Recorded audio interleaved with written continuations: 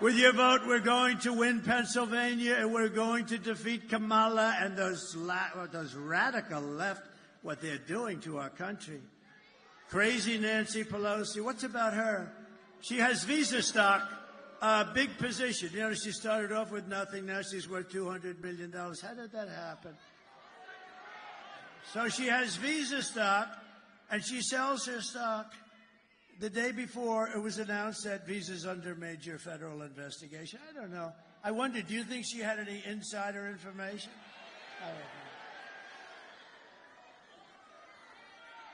It's disgrace. Honestly, she's a disgrace. They ought to throw her the hell out of Congress. We are going to make America great again, and it's going to be fast. We're going to do it fast. We'll fast track it. Over the past 4 years, Kamala has orchestrated the most egregious betrayal that any leader in American history has ever inflicted upon our people. She's violated her oath of office. She's eradicated our sovereign border and unleashed an army of gangs and criminal migrants from prisons and jails, insane asylums and mental institutions, from all around the world, from Venezuela and the Congo in Africa, stealing countless American lives. And these are rough customers that are coming, much rougher than almost anybody in this room, other than the other night I had the Penn State national champion wrestling team. Think of this. They have a great coach. They've won exactly 11 out of the last 13 national championships. And I looked at these guys. They came up. I brought them up. And we were at Penn State when we did a little bit of a rally. It was a little rally that we could have sold the place out about 15 times. But we brought them up. I heard they were here, and I brought them up. And they had more muscle than I ever saw in any human being. And I looked at them and I said, you know, fellas, you may be the only ones in this room in this country that could take the migrants in a fight.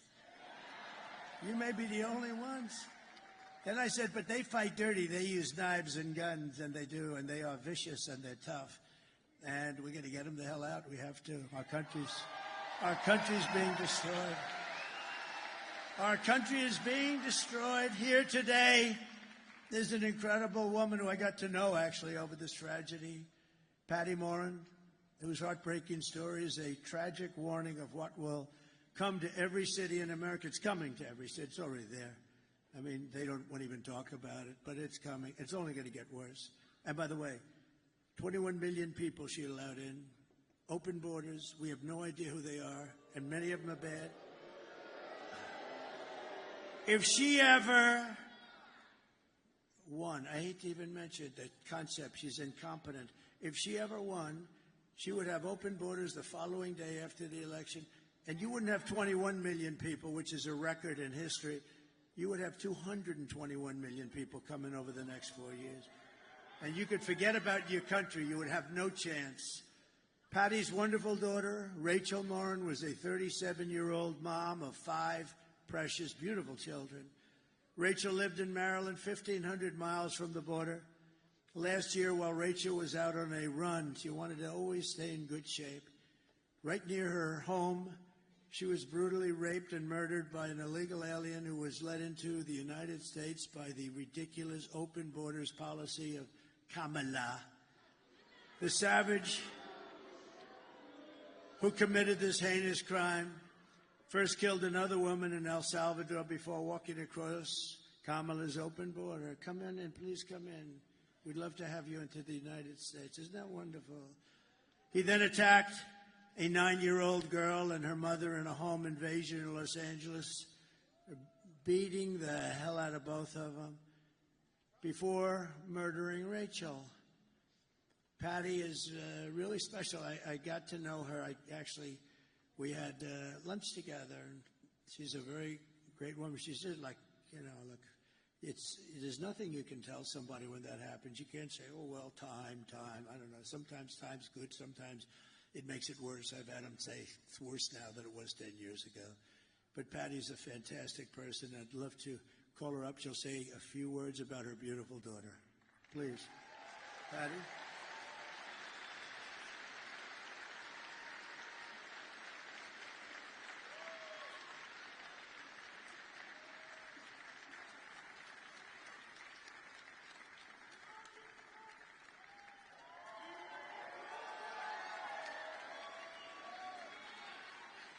Thank you.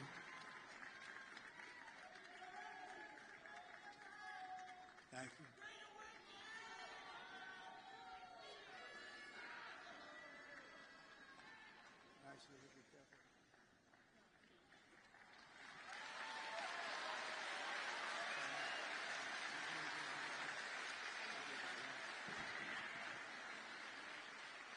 Thank you.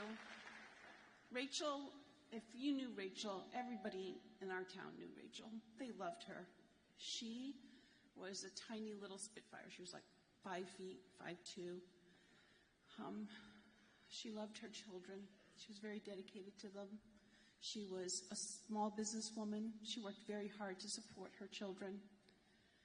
She was physically active. She took very good care of herself. And after she passed away, we did a walk in our town. And we had over 2,000 people come out to the walk. And of the people that came out to the walk, they said to me, I didn't know her personally, but we bought coffee at the same place. And she always said hi, and she always had a smile. I had on the walk people that had immigrated into this country, and one of them that really touched my heart was a tiny little Cuban lady. She had left her country and had come here for safety reasons. She had just had 2 knee replacements, and her daughter knew my daughter, but her daughter had to work that day. So this lady with the 2 little knee replacements walked the trail for her daughter because her daughter was so impressed and so moved by Rachel. And this woman, at the end of the walk, wanted to take a picture with me and offered me $1, because that's what she had in her pocket, to help towards expenses for my daughter. I told her to take the money and take her daughter out to lunch and give her a hug. But family is the most important thing that we have.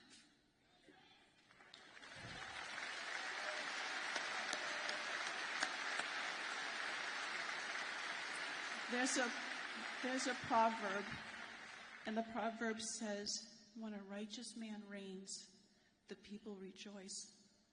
But when wickedness reigns, the people mourn.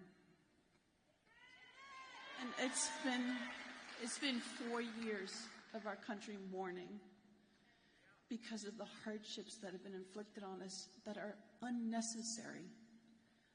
Totally unnecessary. So thank you for allowing me this time. Thank you very much. And this is our next president of the United States. He's an awesome man. Did you get your eyes fixed? Not yet. We're working on it. You got that one, huh? Yeah, we are. Thank you, sir. Thank you for this honor. It's an honor to be there. She's looking down, right? She's looking down. Look at the crowd, how they love you. Yes. The girl's looking down. You're going to make me cry. You're going to make me cry. Thank you. Hold on, let me walk you out.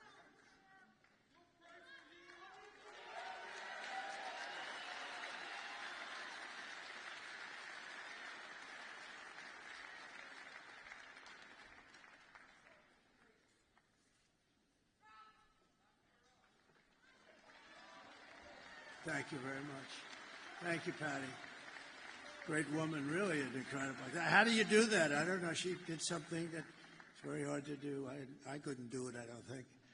Very hard to do what she just did so beautifully, too.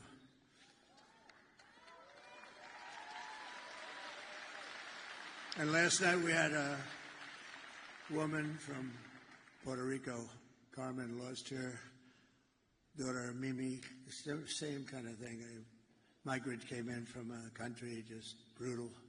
They're just killers. I mean, they don't care. Her daughter was also beautiful. And Rachel was beautiful. But a similar thing killed, and the woman got up, killed 5 days ago. And the woman got up and she just spoke. And both of them, the job is to do that. I don't know how you do it, but they are incredible. They're incredible people. We have incredible people in this country, I tell you. And we can't let savages come in from other countries and take them out. We can't let these animals come in for other countries. They come in and they take them out, and then they're protected by the radical left. It's a terrible thing that's happening, and it's levels. When I was in this debate with the three people, 2.5, I figured, the 2 anchors and a half a candidate. And David Muir, when I said about, no, crime's way up. No, it's not, it's down. I said, am I debating you? And the next day, somebody at Justice Department actually likes me. They released the numbers. It was up 45%. Crime was up, way up right now. And you have a new crime that you can add. It's called migrant crime. And it's as vicious as there's ever been. It's a level of viciousness. And I put up tapes, but you know, the problem is the fake news never puts the tapes on. A friend of mine calls me. And he says, I watch all your rallies. They're the greatest rallies. But you know, when you put those tapes up, the cameras, look at all those cameras over there. They don't have one camera that goes, and all it has to do is go an inch here, an inch here, and you have it. They don't put them on television because they don't want to see the horror show of those tapes. So I don't even bother with them anymore because it's ridiculous. Isn't it ridiculous? And you know, it would be actually better for the networks, better. I mean, you're showing things of great interest, and they're horrible to watch. They're horrible to watch. But I don't put them up anymore pretty much because they won't put them on. They won't move the camera an inch and an inch. Isn't that terrible? You know why? Because it's fake news. The day I take the oath of office, the migrant invasion ends and the restoration of our country begins. The United States is now an occupied country, but it will soon be an occupied country no longer. It's not going to be occupied long. If you had the tapes, you'd see where they take over apartment complexes in Aurora, Colorado. I hope Colorado votes. You know, Colorado, the governor, is a weak, ineffective guy. He's a radical left lunatic, and he's petrified of the people. It's a gang from Venezuela, very nasty, along with MS-13. They're probably the 2 worst gangs. They're vicious, vicious. He doesn't know what to do. All talk, you know, they're all talk. And yet when I was the leading candidate and we're going through the country like easily, routinely, he decided that he's going to try and take me off the ballot. That doesn't sound very democratic, does it? You know, they always say, he's a threat, me. I'm a threat to democracy. I'm the one that's saving democracy, just so you know.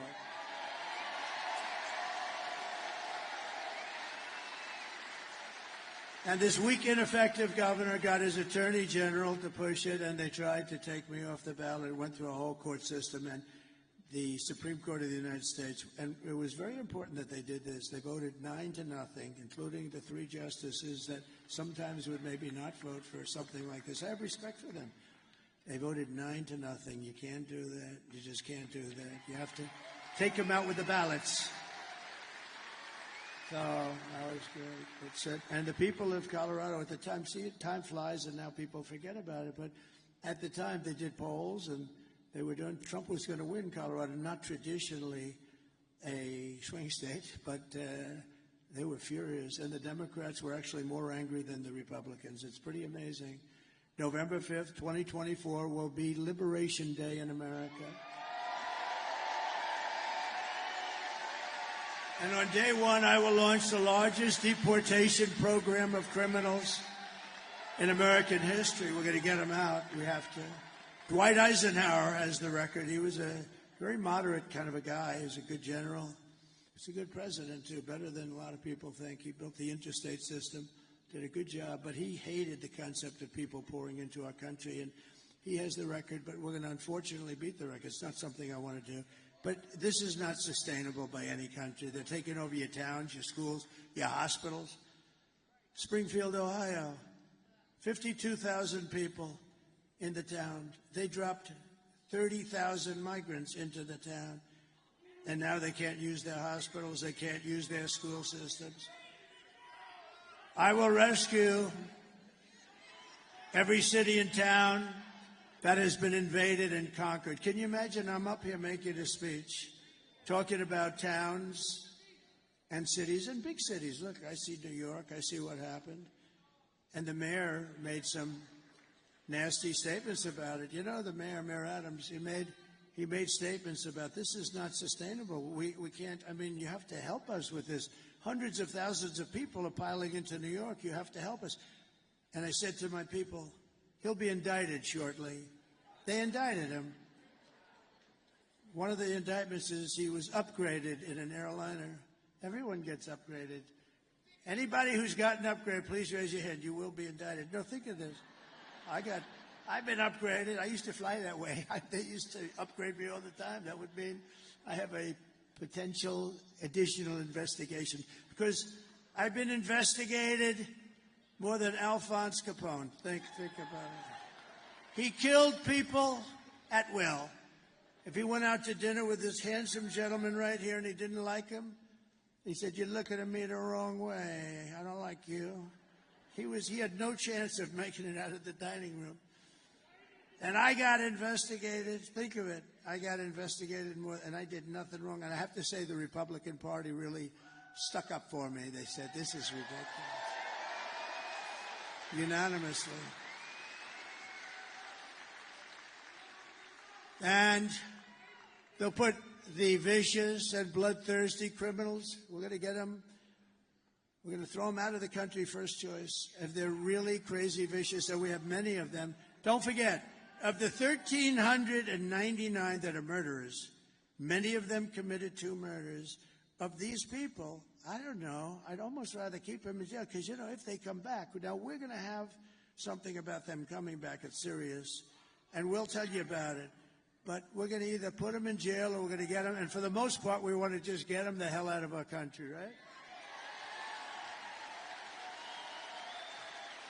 No, they're emptying their jails and mental institutions to expedite removals of the removal of Trende Aragua and other violent gangs like MS-13, all savage gangs, tough gangs. They're tough, they're nasty. That's why I want to be with those Penn State guys. I feel very good. I will invoke the Alien Enemies Act of 1798. You know, 1798, that's when they ran the country a little tougher than we run it today. Today, you get a little slap in the wrist when you kill somebody. You kill somebody. Oh. Now, if you fight for a fair and free election, then they throw the book at you, right? Then they throw the book because they don't like it because you're getting too close. And, you know, those numbers that are coming in today, nobody's ever seen numbers like this. It's a great tribute.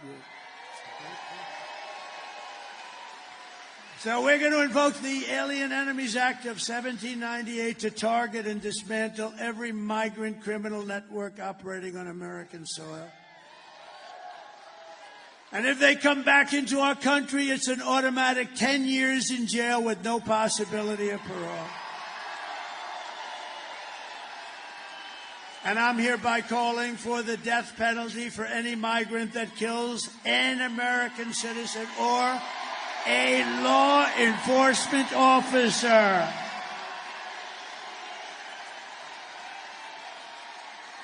You kill our citizens or you kill our law enforcement officers, you know, we have to protect them. They're in a dangerous situation. And we have very few. It's very hard to get them now. It's because we don't protect them. We don't stick up for them. We don't fight. I mean, we end up taking away their pensions. We end up taking away their house. They end up losing their families. We're going to fight for our law enforcement officers. And being a policeman used to be one of the most sought-after jobs in the country. Today, it's not. I visited a wonderful young family in Long Island. The door opens to a car and bullets start firing out. He's not allowed to do anything. He can't, you know, just horrible. It's very dangerous. And we're going to have it so they're going to want to be cops again. We want to be policemen. My father always said, don't ever use the word cops. That's not respectful. It's a little different than it is nowadays. Can you imagine? Because my father had respect. Our family had always great respect for policemen. I'll never forget, I said to my father, Dad, the cops around here do a good job. Don't ever use the word cops. They're policemen. At that time, it was mostly policemen. Now it's policemen and policewomen. It's good. But that's a different, there's a whole different thing. We're going to bring it back to exactly like my father felt about him. He had total respect for them, and they did a great job. And you couldn't even get on the force. The standards were so high. Everybody wanted to be a policeman, or then, as it kicked in, a policewoman. And they're doing a great job. And I will immediately ban all sanctuary cities in the United States of America. We will secure our borders, and we will also rescue our economy, because our economy is in a mess. And I've seen it for a long time. I'm very good at